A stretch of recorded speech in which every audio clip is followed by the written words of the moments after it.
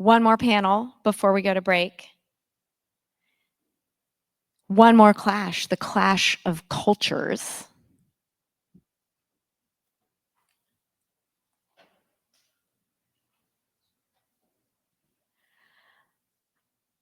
Isaac is going to be our speaker about the clash of cultures and supporting a patchwork enterprise. Because when multiple teams join forces, the result is often chaos. Each group brings their own collection of systems, tools, and behaviors, creating a nightmare for the engineers who manage the entire company's cloud.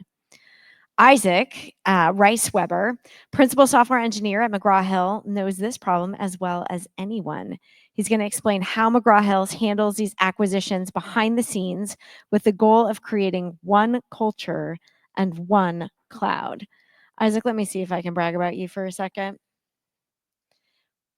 Principal software engineer, McGraw Hill, a physics PhD.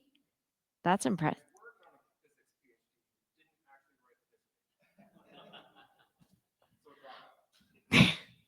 Aren't like all the most successful people dropouts?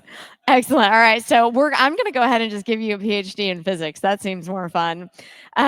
Instead, when he did drop out, he taught intro to physics at the community college level. When he's not at work or taking care of your two kids, you play automation and factory video games. What's your highest score?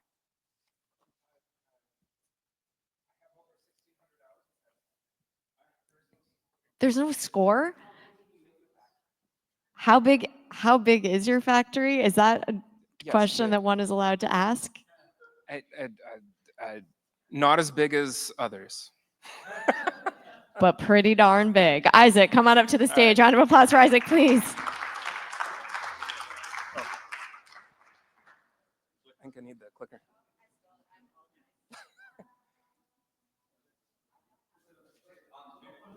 On the chair. Okay, there we go.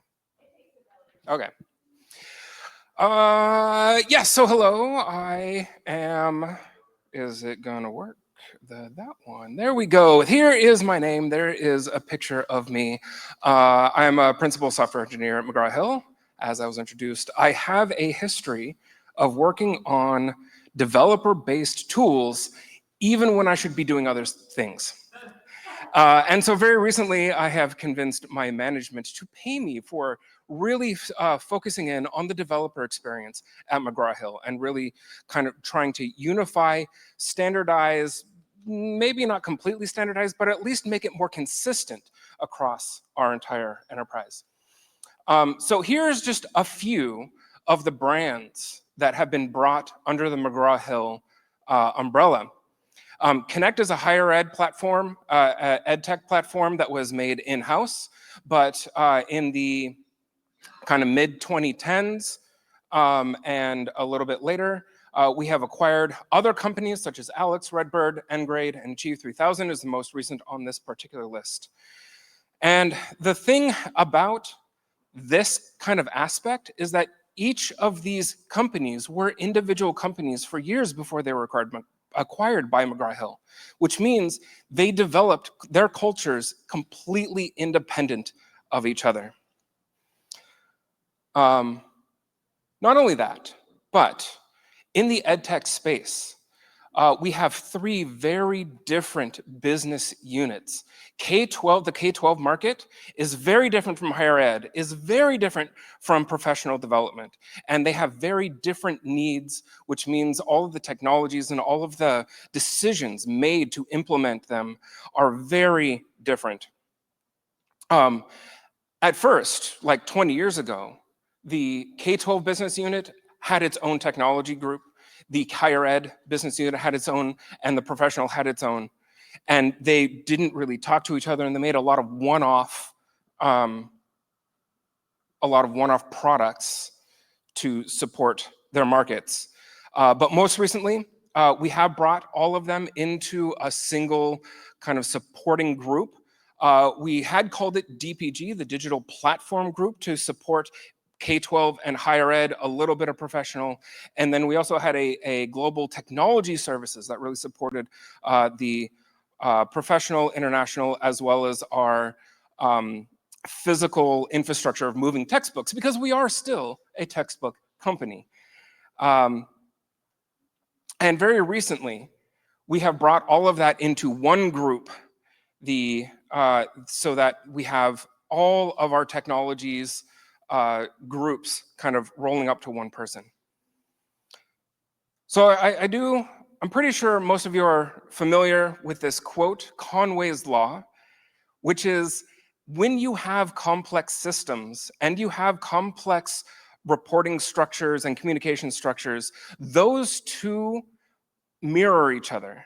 And this isn't necessarily a bad thing or a good thing. There's nothing about causation here. It's just that in order to build these complex systems, we need the people to talk to each other. So the systems that need to talk to each other are owned by the people who need to talk to each other. So this, in my experience, has led to what I'm calling siloed standards. And this is really what I'm talking about here is when the various groups in higher ed, in K-12, were starting to come together, we then had K-12 standards kind of congealing. And then we had higher ed standards congealing. And very specifically, all these groups, because they're all in ed tech, because they're all supporting teachers and students, all of these systems need to know about users. They need to know about rostering, who's a teacher, who's a student, what kind of content is associated with what class, who gets access to that, as well as all of the payments, as well as supporting our content authors and publishing and all that kind of stuff. More than just those functional, though, all of these different groups had to come up with decisions for these non-functional goals of what dev toolchain are you using? What's your test process? How do you test all these systems? How do you deploy all these systems? And how do you on and offboard individual devs to make sure that they have the technology and the tools that they need? And there's no necessarily right way to make any of these decisions, but when you have 5, 10, 15 groups making these decisions, you know that they're making them differently, sometimes in incompatible ways.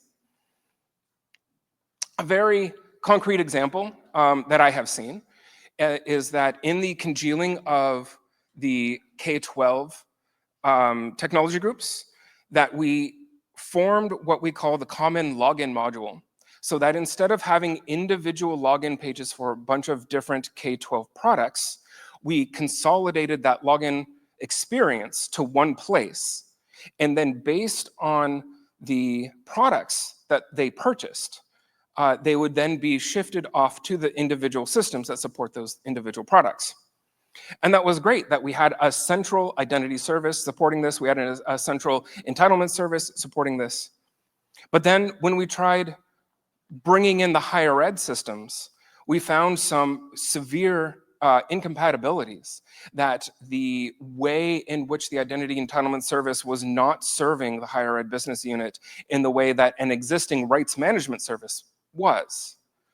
So we have a completely different login experience for higher ed versus K-12 because these are different business units with different business goals.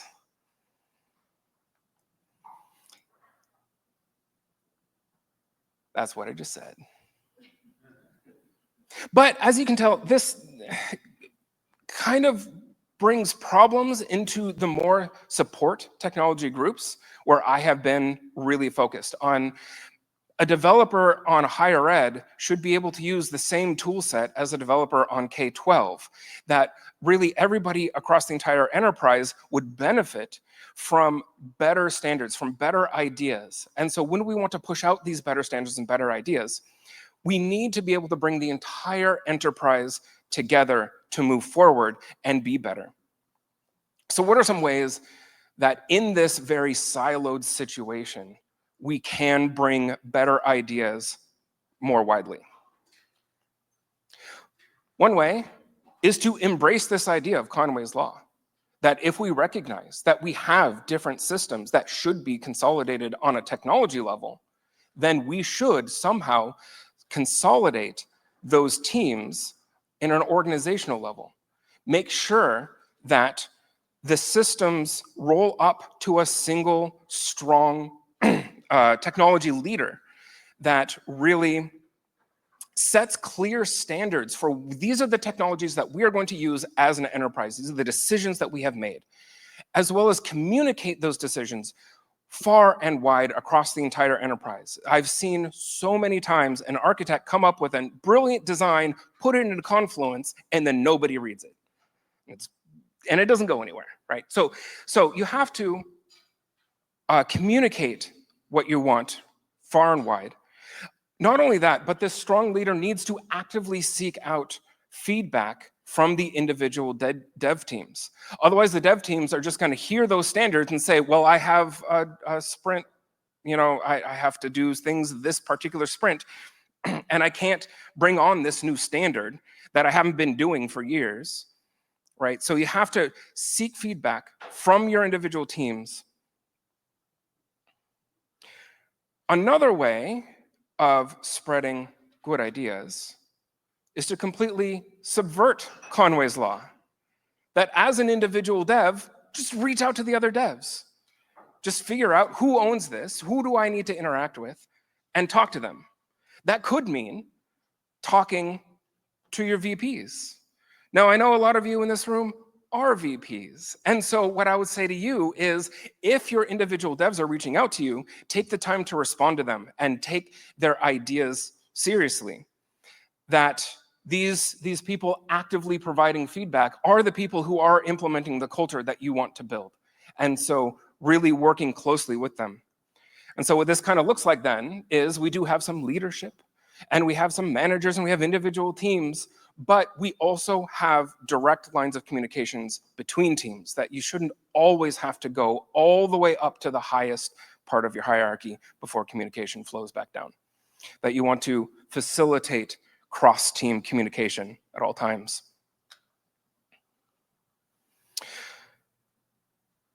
Another tool for spreading good ideas is to make them easier to adopt than it is to not adopt them.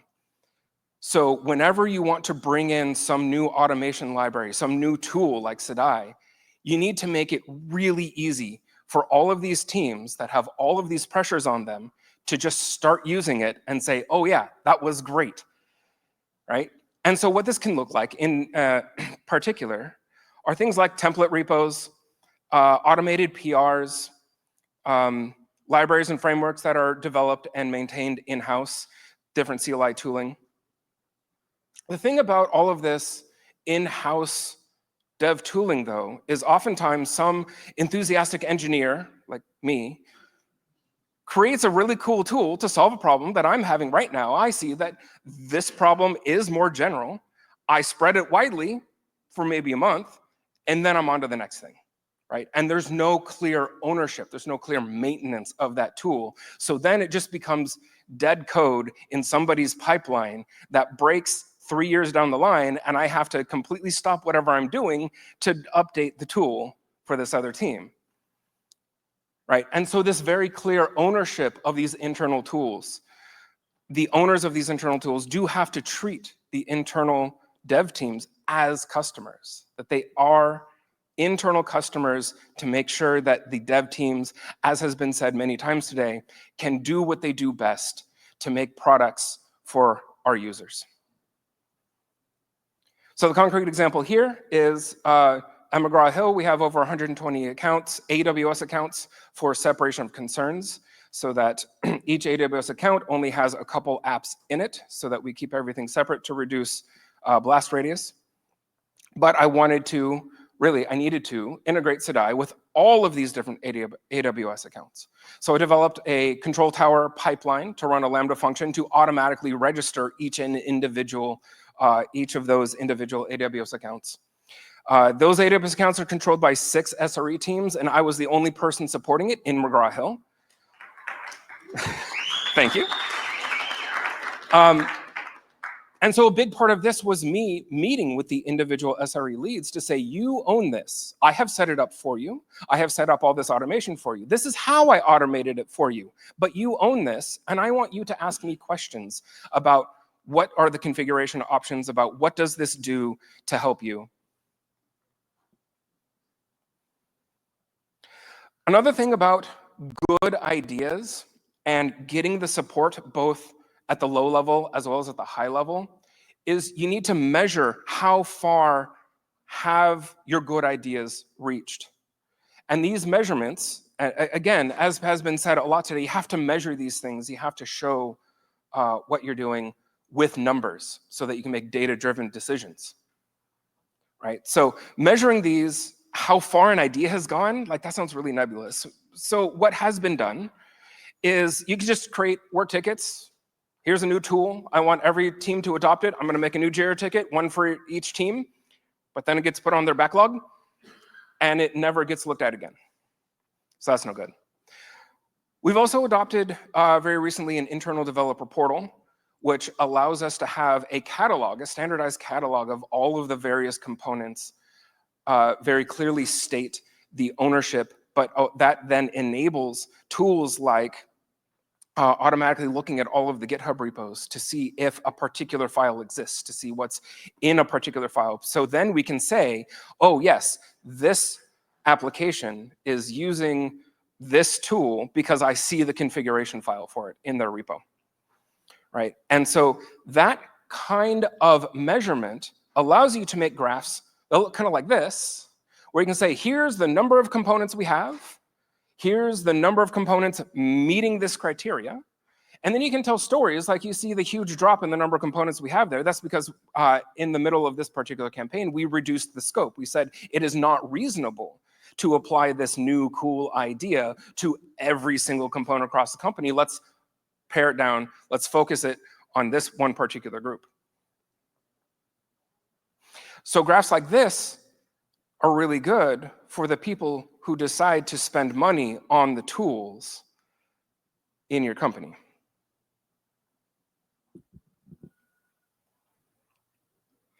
Sorry, could you explain the lines? Sure.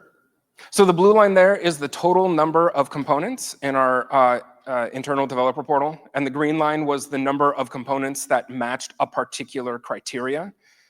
So that this was a campaign of just, I mean, right now we're trying to fill out our catalog, and so this was, have you filled out all of the details on all the components, right? And so at the end, and this is just a kind of zoomed in view of just the graph on a more complicated report of, you know, this is the timeline and everything like that. Another way to really understand how far and wide your ideas have gone, if the tools that you're introducing are actually useful, is to actively seek structured feedback. And so at McGraw Hill, we've been looking at using the Dora and the SPACE frameworks. We've been looking at developer questionnaires. So we are asking individual programmers, like, is the tool set you have available useful to you? What kinds of tools would you want? You know, are you satisfied with the way that you are supported in being able to implement all of the features that we're asking you to? And then other kind of more metadata measured are lead time to change. So how long does it take a PR to be opened until it's deployed to prod? That time allows you to then compare how fast that is after you introduce a new idea, a new process, a new tool, right? And then also looking at how often do you deploy, as well as we've been really concerned about turnover. And so we're looking at measuring how long does it take a completely new dev to submit their first commit, as well as submitting their 10th commit. Because you can submit some one-line change on the first day, that's fine, but you really need to understand the project in order to have a good commit cadence. And at McGraw Hill, we're all about learning, and we are continuing to learn how to make better systems as a huge enterprise together. That's all I have to say about that.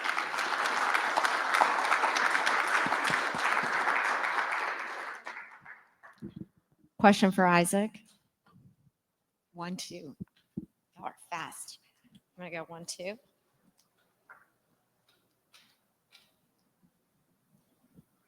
Hey Isaac, you had great metrics towards the end. I got the other ones from Dora. How do you measure job satisfaction there? So we're adopting a tool called DX that sends out actual surveys that individual developers fill out. And so job satisfaction is in that. That's what you said, job satisfaction, Job right? satisfaction. The Yeah, other yeah. ones are part of Dora and Space that you mentioned there. Mhm. Yeah. Thank you. Yeah. Okay, I know DX. Yeah.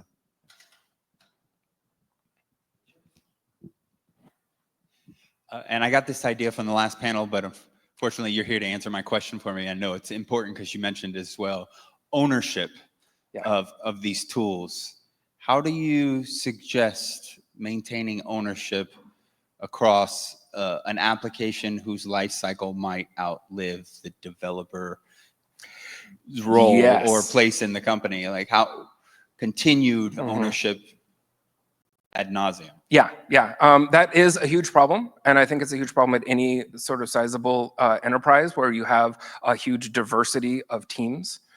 And I think traditionally we have stated ownership through runbooks, which are pages in Confluence, which isn't always the best because a really eager person will write out the runbook and get them all sorted and everything's written down, and then nobody changes them when things change, right? And so there needs to be a way of tracking ownership where the individual teams live so that the individual teams can say, this is mine. Oh, now this is mine. And they know exactly where it is. And so what I suggest is having a metadata file in your Git repo.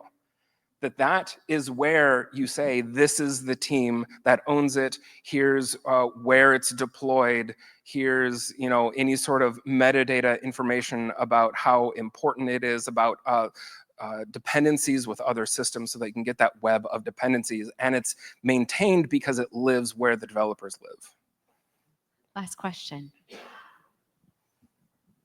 So I want to find out, is there a way where we can find out, measure lead time to change for environments which are not 100% microservices?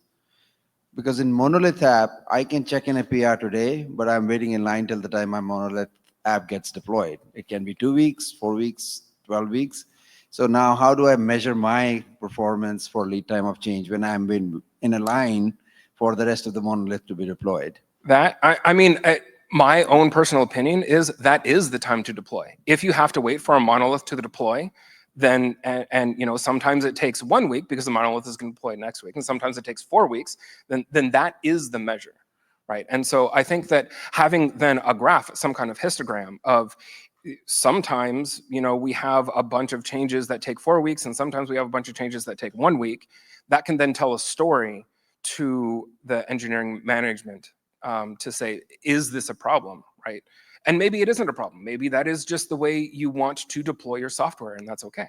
But having that knowledge, measuring it, allows you to make a very purposeful decision about that.